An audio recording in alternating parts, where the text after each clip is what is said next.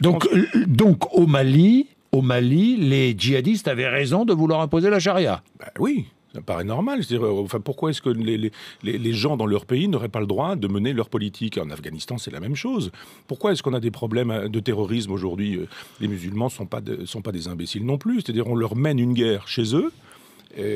En Afghanistan, par exemple, ou au Mali, on leur rend la vie impossible, on s'en va les massacrer, on les tue par dizaines ou par centaines, et en même temps, on voudrait que ces gens-là soient gentils, etc. Ils ne sont pas gentils, mais ils ont raison.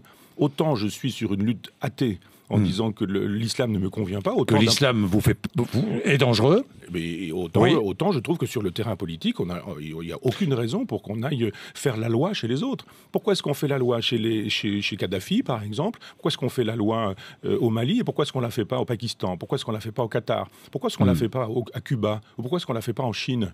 Si vraiment les droits de l'homme nous intéressent, pourquoi est-ce qu'on est spécifiquement au Mali et pas dans des endroits où les droits de l'homme sont bafoués partout?